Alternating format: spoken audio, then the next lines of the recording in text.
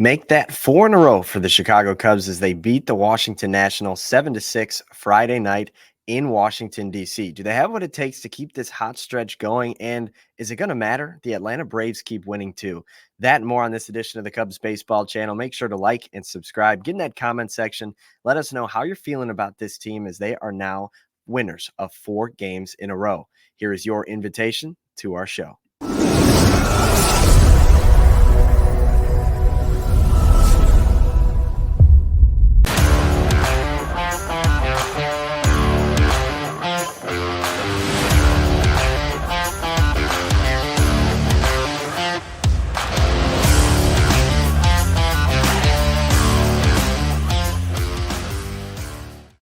What's up, everybody? Welcome to the Cubs Baseball Channel. My name is Anthony Pasquale. You can find me on Twitter at ant_Pasquale3. And you can also find the Cubs Baseball Channel on Twitter, on Instagram, and on TikTok. So make sure to follow along with us there. But the Cubs winners yesterday by a final score of 7-6 against the Washington Nationals. And they rode a huge second inning into the promised land to come away with the win. 7 runs scored in the second inning after Shota Imanaga allowed 2 runs in the bottom of the first.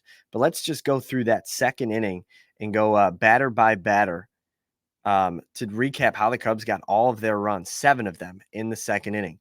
So Isaac Paredes started off the inning with a single, followed by a Nico Hoerner single and a Dansby Swanson RBI single. Then a wild pitch sent runners to second and third, and a Pete Crow-Armstrong double sent 2 runs home to make it 3-2.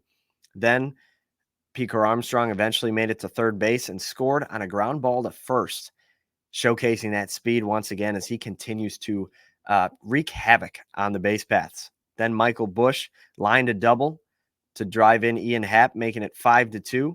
And a few batters later, Cody Bellinger launched his 14th homer of the season to cap off a 7th-run second inning for the Cubs. That was all the runs they ended up needing. However, it got a little bit dicey toward the end of the ballgame. The Cubs allowed 3 runs in the bottom of the 9th to make things pretty close, and it was a balanced effort in terms of the bullpen. Tyson Miller allowed 3 runs.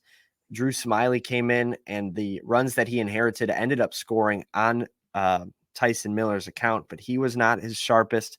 And then Keegan Thompson got the save in the ball game with 1 strikeout against Dylan Cruz, one of the Nationals' top prospects who homered earlier in the ball game. But Shota Imanaga was impressive. 6 innings, only allowed 3 runs, 1 walk, and he struck out 8, lowering his season ERA to 3.14, tying the Cubs' rookie strikeout record with a guy by the name of Mark Pryor. Not sure if you guys remember him from the early 2000s, but Shota Imanaga tied his rookie record for the Cubs.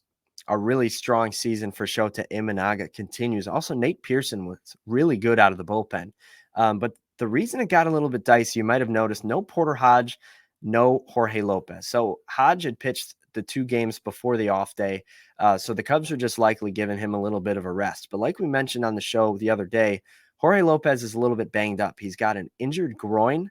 Apparently, he went through a bullpen yesterday before the game and felt okay. So it wasn't a foregone conclusion that he would miss the game or miss the series, but it looks like he's going to avoid a stint on the injured list.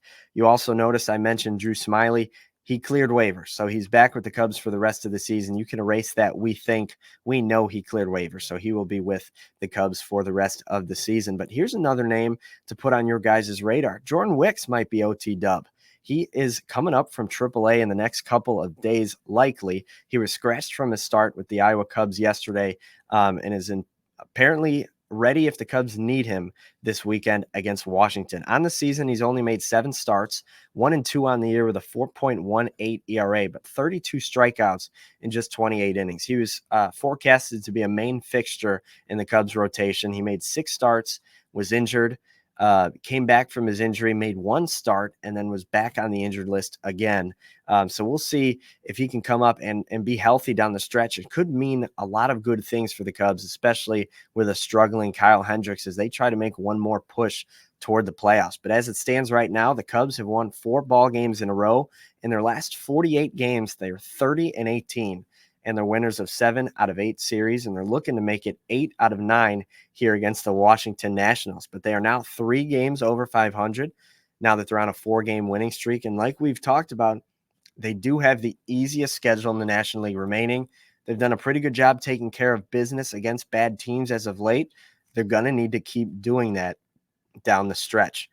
They are currently in second place, still a whopping 10 games behind the Milwaukee Brewers. They won yesterday, and the Cubs actually lost ground on the Brewers because they swept a doubleheader with the Reds to put them 10 games up on the Cubs in the NL Central. The Braves also won yesterday, so the Cubs did not gain ground on Atlanta.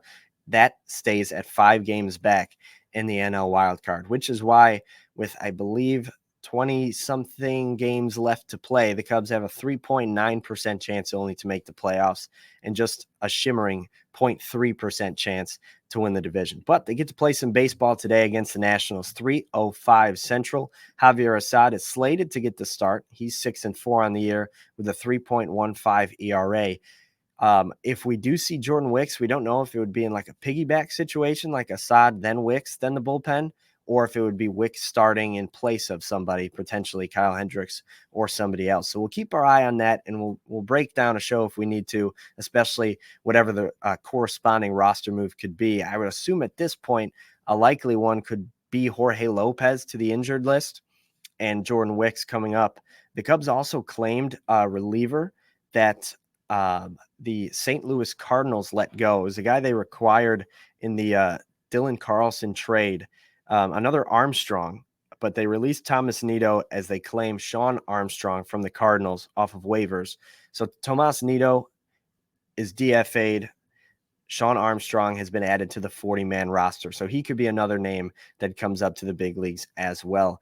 DJ Herz, that's a name you guys have all heard. He was the Cubs prospect that they traded to acquire Jeimer Candelario at last season's trade deadline. He's going to try to get some revenge against the Cubs as he gets to start for the Nationals tomorrow. He's 2-6 on the year with a 3.84 ERA, but his strikeout numbers have been eye-popping. So we'll keep an eye on him and hope the Cubs' hot offense can get to him early and often. But that'll do it for this edition of the Cubs Baseball Channel. Thank you guys so much for joining us, talking some Cubs baseball, and joining us as they try to make a playoff push. So make sure to keep liking and subscribing, getting in those comment sections, and also following us on Twitter, TikTok, and on Instagram. But for now, hopefully we're talking to you tomorrow after their 5th win in a row.